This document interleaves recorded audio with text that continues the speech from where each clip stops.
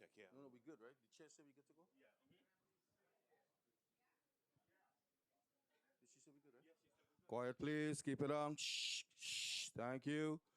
Good morning and welcome to the New York City Vote on Health. Please silence all electronic devices at this time. Also, please do not approach the dais. Chair, we're ready to begin.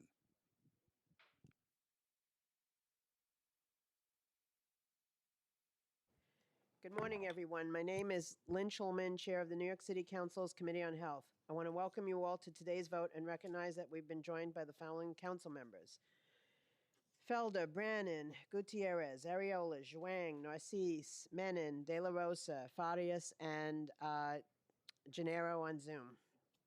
Today we'll be voting on several important bills and resolutions that advance maternal health, health equity, support families, and strengthen the systems that protect New Yorkers' well-being.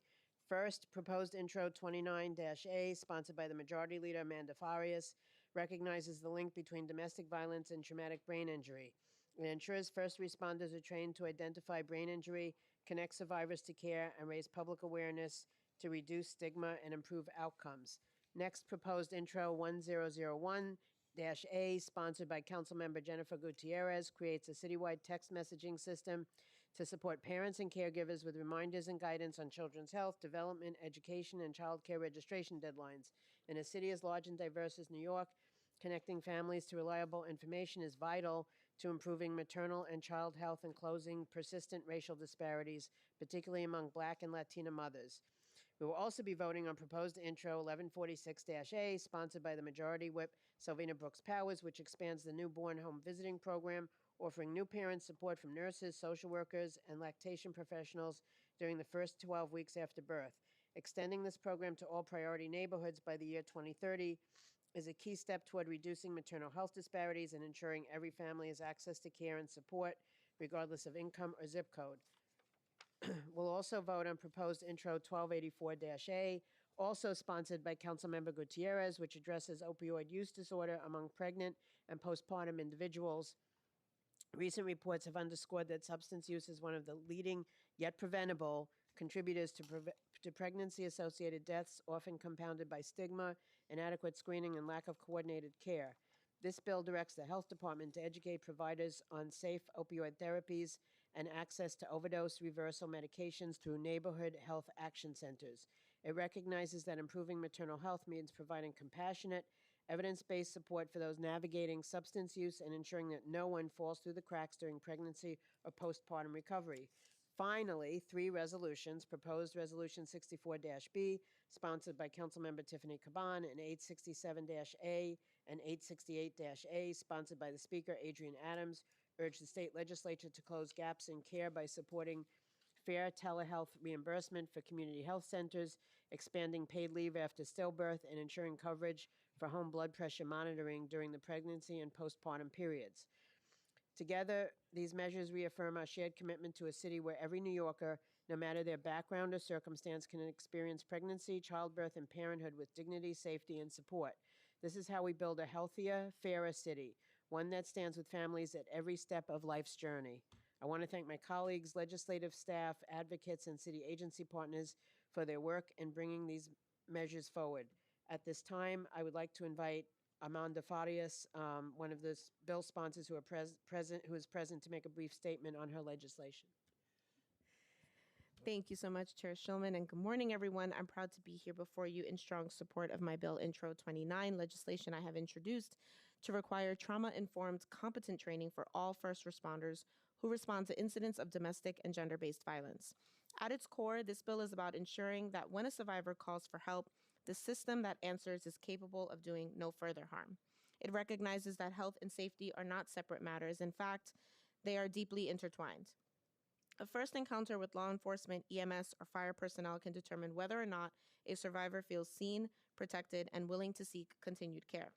Every year, thousands of New Yorkers experience intimate partner violence, and far too often, those initial moments of crises are met with a well-meaning but unprepared responders. When trauma is not understood, symptoms can be misinterpreted.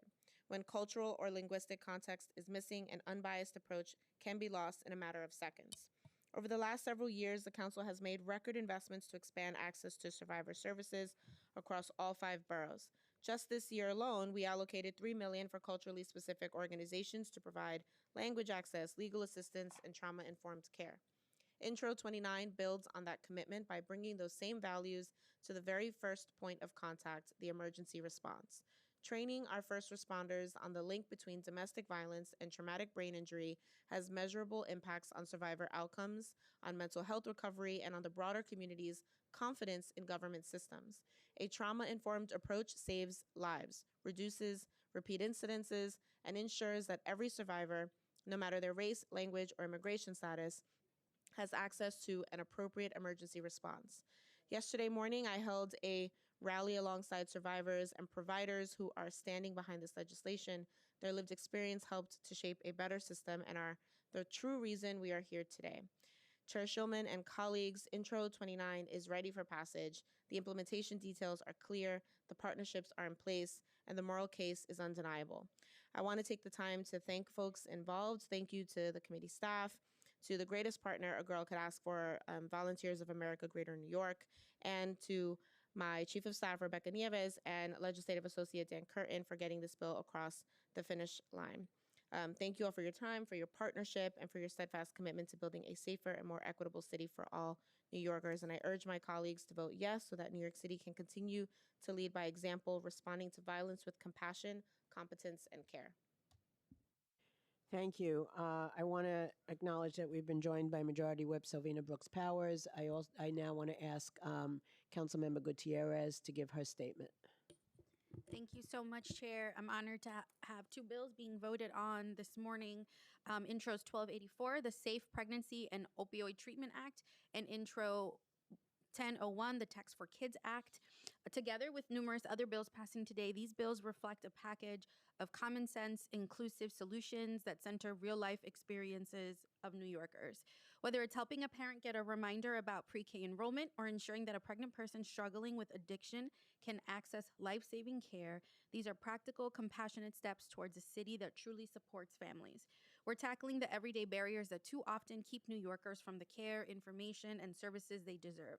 This package isn't the first in this city council, and it won't be the last, because when women lead, we lead with clarity, with urgency, and with care. Women that look like us, have been dying in the city, and it took us getting elected to tackle these issues head on. I'm so proud to have these bills voted on today and to be a part of this diverse majority women council who have been focused on getting our government to create simple, proven tools to make life safer, healthier, and easier for families across New York City. Thank you. Thank you very much. I want to ask Councilmember Brooks Powers, do you have a statement? Thank you, Chair Shulman, and thank you to my colleagues for your partnership and leadership on this critical bill. Intro 1146 expands the city's newborn home visiting program, a free service that connects new parents with nurses, social workers, and lactation specialists in the first weeks after birth. These visits offer health screenings, infant feeding support, and mental health referrals at a moment when many families feel most vulnerable. Right now, this program is only available in a handful of neighborhoods. In Queens, my home borough, just 3 zip codes have access, and in Staten Island, there's none at all. That's unacceptable when we know access to care during the first 42 days after delivery can mean the difference between life and death. In our city, Black women are 9 times more likely to die from pregnancy-related causes than white women. That disparity is an injustice, and expanding this program is one concrete step toward addressing it. Under this bill, the Department of Health and Mental Hygiene will expand the program to reach 75% of all task force on racial inclusion and equity neighborhoods within 3 years, and all such neighborhoods within 5. I want to thank Chair Shulman once again for her support, and again, my colleagues for recognizing that maternal health is public health. Together, we're bringing care, compassion, and equity into more New York City homes. Thank you. Thank you very much. I now want to ask that we proceed with the vote. Good morning, William Martin, Committee Clerk, roll call vote, Committee on Health. All items are coupled. Chair Shulman. I vote aye and want to congratulate all the bill sponsors. Brennan. Gennaro. Aye. Thank you. Feliz. De La Rosa. Menin. Narcisse. I would add congratulations to all my colleagues for a great, amazing bill when we come to maternal health. Thank you. Zhuang. Thank you. Felder. I had a lot of questions, but I guess we can ask them now. I vote aye. Thank you. Did I do it right? Marmarato. Practice the Ariola. I vote aye. With a vote of 9 in the affirmative, 0 in the negative, and no abstentions, all items have been adopted by the committee. I now close out the hearing.